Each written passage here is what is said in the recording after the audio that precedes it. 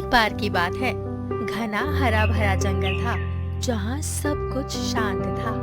उस जंगल में रहते थे कई जानवर, रौबदार रुद्र शेर, चंचल गप्पू बंदर, बातूनी काली कौवा और सबसे छोटी चिंकी छिपकली। हर दिन वहाँ खेल मस्ती और शांति रहती थी। लेकिन एक दिन, अरे देखो वो क्या है, मैंने गुफा पहले कभी नहीं देखी। कहीं इसमें भूत तो नहीं? हमारे जंगल में भूत नहीं, पर सतर्क रहो। ये गुफा मुझे अजीब लग रही है। रात होते ही जंगल में सन्नाटा छा गया और तभी गुफा से एक आवाज आई,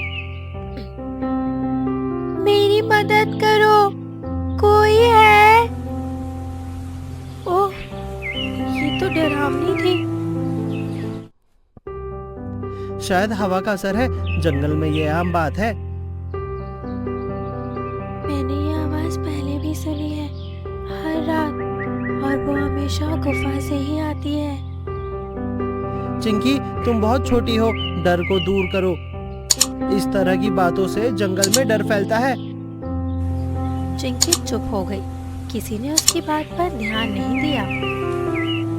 मैं गप्पू बंदर हूँ, सबसे बहादुर। मैं आज उस गुफा में जाकर रहस्य सुलझाऊंगा। अगर कुछ मिला तो मुझे भी बुला लेना। गप्पू बिना किसी को बताए गुफा की ओर निकल पड़ा। गुफा अंधेरी थी, ठंडी और रहस्यमयी। कोई है? मैं यहाँ बस देखने आया हूँ। अचानक हल्की सी चीख और फिर सन्नाटा। गप्पू कहाँ है? उसने तो कहा था कि वो 5 मिनट में लौट आएगा। मैंने कहा था उस गुफा में कुछ है, अब क्या करें? सभी जानवर परेशान थे, कोई कुछ समझ नहीं पा रहा था। मैं गप्पू को ढूंढने जाऊंगी। नहीं चिंकी, तुम बहुत छोटी हो, ये काम खतरनाक है। मेरी साइज भले ही छोटी हो, लेकिन मेरा दिल बड़ा है।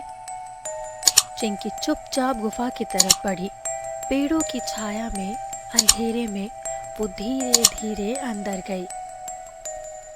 चिंकी बचाओ, मैं यहाँ हूँ। वो गप्पू था। वो एक पुराने शिकारी के लगाए जाल में फंसा हुआ था। गुफा सच में भूतिया नहीं थी, बस उस शिकारी की चाल थी। मैं अभी तुम्हें बाहर निकालती हूँ। चिंकी ने पास के सूखे पत्ते गिराए और काली को बुलाया। ओह, गप्पू फंसा है, चलो मिलकर कुछ करते हैं। दोनों ने मिलकर फंदा काटा और गप्पू को बाहर निकाला। जब गप्पू बाहर आया, पूरा जंगल इकट्ठा हो गया। चिंकी, मैंने तुम्हारी बात नहीं मानी, तुम सबसे समझदार निकली। अगर चिंकी ना होती तो मैं अब भी फंसा होता। तुम असली हीरो हो। अब से हम हर छोटी बात पर भी ध्यान देंगे। सबने मिलकर गुफा को बंद कर दिया और शिकारी के जालों को हटाया।